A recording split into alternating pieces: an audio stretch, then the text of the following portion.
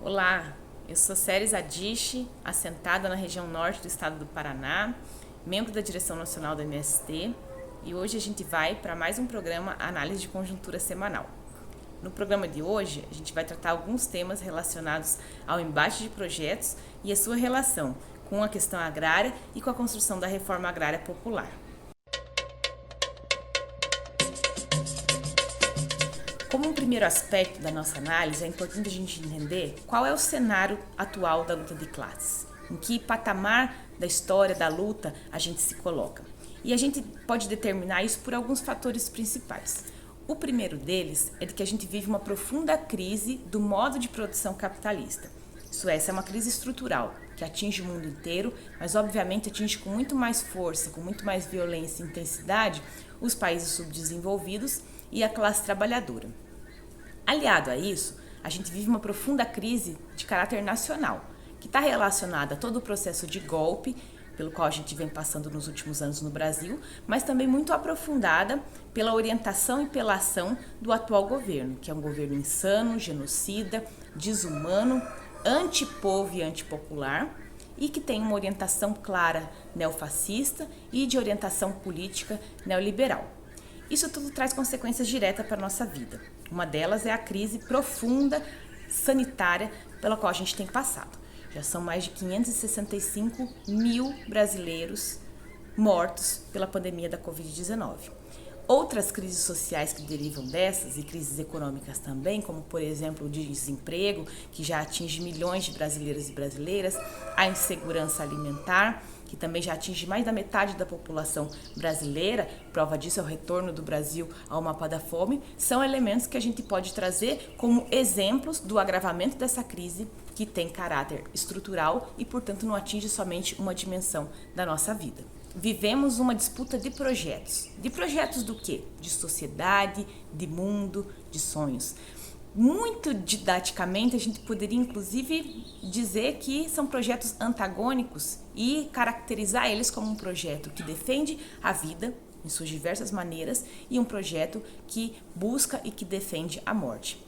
Parece bastante radical fazer essa analogia, mas de fato é isso que está colocado hoje na disputa entre as classes e na disputa entre os projetos de sociedade que a gente enfrenta. Didaticamente também, a gente poderia recorrer ao nosso grande poeta e cantador popular Zé Pinto quando ele fala: existem dois projetos em jogo e isso já está claro. Contradições entre o sem terra e o latifundiário. Pois um projeto é liberdade, vida e produção. O outro, injustiça, morte e especulação. Então, nessas belas palavras poéticas do Zé Pinto, a gente consegue perceber que há uma contradição, que não se esgota também nessa relação de classes entre cidades, mas que ela se aponta muito claramente na luta de classes no campo. E são alguns desses exemplos que a gente quer tratar hoje aqui, junto da nossa análise da conjuntura. Entre os elementos atuais dessa questão da conjuntura agrária, a gente pode olhar, por exemplo, para a questão da legislação. Desde a chegada do governo Temer com o início do golpe, aprofundada, é claro, pelo governo Bolsonaro, inúmeros aspectos da legislação, inclusive alguns que eram assegurados pela própria Constituição, eles vêm sido paliativamente desmontados, revistos, ignorados ou mesmo atropelados pelos atuais governos, seja na política agrária do Ministério da Agricultura, seja por meio das ações deliberadas aí do INCRA, seja também pelo meio da extinção de políticas como, por exemplo, os Ministérios do Desenvolvimento Agrário, do Desenvolvimento Social e a construção de novas leis que não asseguram cada vez mais a segurança do povo trabalhador no campo. Exemplo disso é a morosidade, a falta de ação e de garantia da aprovação da lei, do PL, do projeto de lei Assis Carvalho. Esse projeto de lei, já proposto desde o início da pandemia, ele assegurava direitos básicos que contribuiriam para a vida, a segurança social, a vida de boa parte da população no campo durante o período da pandemia e, por consequência, o nosso acesso, o nosso direito ao trabalho. Isso asseguraria, na medida em que se criassem condições mínimas para que os agricultores e agricultoras familiares continuassem produzindo comida, continuassem, portanto, abastecendo as populações nas cidades. Essa lei, esse projeto de lei, ele tem sido vetado, ele tem sido jogado para frente, ele não tem sido aprovado de maneira intencional. A ideia é o que exatamente? Enfraquecer cada vez mais as possibilidades de a classe trabalhadora, a classe que produz alimento, né, os agricultores familiares, os agricultores camponeses que estão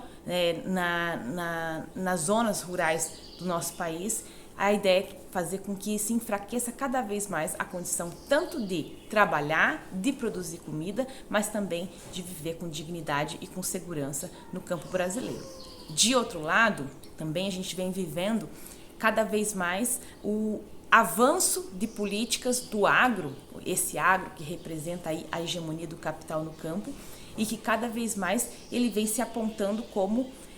uma proposta de mão única que visa o lucro e não que visa a vida. Então, essas ações em torno do agro, né, como por exemplo o projeto de lei agora recém-aprovado pela Câmara com muitas ressalvas e com muitas peculiaridades no que diz respeito aos interesses e às intencionalidades do agronegócio, o PL da grilagem, ele representa claramente essa intencionalidade de poder deixar passar o boi, de poder deixar passar a boiada, de trazer para a legislação brasileira interesses de grileiros, de latifundiários, de pessoas que desmatam, que destroem, que matam inclusive outras comunidades, outras vidas que estão nesses territórios e com essa aprovação, essa legalização institucional por meio do Congresso, do Senado, da própria Presidência da República, cada vez mais a proposta é poder avançar com as políticas do agro que destroem a vida humana e a vida nas comunidades rurais. Assim fica cada vez mais claro para a gente de que há sim uma orientação estatal, uma orientação governamental que embate esses interesses que são antagônicos entre as classes, de uma minoria que detém a maior parte do poder, entre eles o poder do Estado, e que busca a partir disso impor seus interesses, e de uma grande maioria que cada vez mais segue desamparada e em condições de vulnerabilidade perante essa grande e grave crise pela qual a gente vem enfrentando. Um outro exemplo disso foi o próprio veto do projeto de lei que visava aí assegurar a não ocorrência de despejos durante a pandemia. Despejos sejam esses nas áreas rurais ou nas áreas urbanas. Hoje são mais de 720 mil pessoas em condição de vulnerabilidade em relação aos seus locais de moradia, e esse projeto de lei visava justamente olhar para essa população gigantesca que a gente tem no nosso país, que hoje corre risco real, para além já das agressões, das violências e dos riscos que dizem respeito à falta de renda, à falta de segurança social, à falta de alimentos, em muitos dos casos nos lares brasileiros, mas também convivendo no dia a dia com esse risco de serem ainda jogadas literalmente às ruas, né, despojadas, despejadas de suas casas, de seus lares, de seus ambientes aí de acolhimento familiar e colocadas assim, portanto, numa condição extrema de vulnerabilidade, não só em relação à questão social e econômica, mas também em relação à questão sanitária. Então isso é bastante grave e mais uma vez nos demonstra de que esse governo ele tem lado e que esse é um projeto que defende cada vez mais o sofrimento para a classe trabalhadora, a violência para com a classe trabalhadora, e é contra isso que a gente precisa se posicionar e lutar. É claro que toda essa situação nos deixa ainda mais preocupados na medida em que a gente vem percebendo que a gente está vivendo na nossa sociedade uma transformação cada vez mais acelerada das nossas condições climáticas. Nos assusta um inverno tão frio, com tantas ondas de calor e frio, de geada, de impacto ambiental, de queimadas, de estiagem, de falta de água, de riscos de apagão. Mas é importante a gente ter claro que apesar de que isso realmente faz parte das transformações estruturais aí da sociedade e que tem impacto direto sobre os nossos ciclos da natureza, portanto, essa onda de desequilíbrios, o aquecimento global, o efeito estufa, o desequilíbrio dos ciclos naturais, tem diretamente uma relação com a lógica hegemônica do agronegócio, essa lógica hegemônica do sistema agroalimentar no mundo, mas de outro lado também há uma perversidade induzida e não dita claramente, que é também orientada pelos próprios interesses do capital. Então, em boa parte, essa suposta crise hidrelétrica, ela está orientada por interesses das próprias termoelétricas em poder lucrar mais. Da mesma maneira, esse risco de apagão, já há análises que dizem que ele deve ter menos de 3% de risco real de que se ocorra. Então, o que isso nos diz? De que também por trás dessas supostas crises do sistema hídrico, do sistema elétrico, né, da falta de condições de se gerar luz, energia e água para a população brasileira, por trás disso o que há em jogo e o que está em disputa são interesses das grandes corporações, das empresas que dominam esse campo da energia. Então, há de fato transformações profundas, transformações graves que nos apontam mais do que nunca de que é necessário a gente reorientar a nossa lógica de produção, a nossa lógica de consumo. Porém, de outro lado, há um jogo pesado de interesses dessas empresas que controlam a nossa energia, que controlam aí a geração, a distribuição e o uso da energia da água na maioria das cidades dos municípios brasileiros. Por fim, portanto, vale sempre a gente retomar aquela ideia do antagonismo e da contradição entre os projetos que estão em jogo e o projeto ao qual a gente se propõe a lutar e a construir. Então, se de um lado a gente tem percebido e está cada vez mais claro de que há uma orientação de políticas, de ações deliberadas em torno do agronegócio e dos interesses da classe dominante, de outro lado, toca a nós, enquanto classe trabalhadora e falando enquanto também povo sem terra, avançar cada vez mais com a nossa proposta de projeto, nossa proposta de país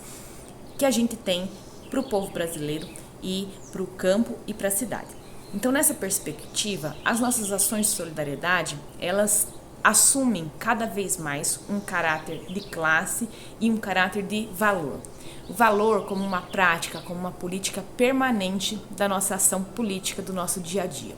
Então, é sempre importante destacar que para nós a solidariedade, ela além de ter esse caráter político, um caráter de ação concreta na realidade, ela também tem um caráter direcionado de classe. Para onde a gente olha, para quem a gente olha, em que perspectiva a gente se direciona ao construir as ações de solidariedade. Sempre, sem dúvida nenhuma, na orientação e na direção do povo, dos necessitados, daqueles que precisam, que são de fato aqueles que têm o direito a se somar nas fileiras, nas lutas, nas trincheiras dos direitos da classe trabalhadora. Então, quando a gente fala em ação de solidariedade, a gente não está falando em caridade, a gente não está falando numa ação direcionada ou numa ação paliativa ou numa ação que vai simplesmente levar algo a alguém. Para nós, as ações de solidariedade, elas têm o sentido de construir possibilidades, de construir alianças, de construir autonomia e também numa perspectiva freiriana, é claro, relembrando com muita força o legado do nosso educador do povo, o patrono da educação brasileira, Paulo Freire. As ações de solidariedade, elas têm sim essa tarefa, essa missão de indagar, de questionar, de trazer e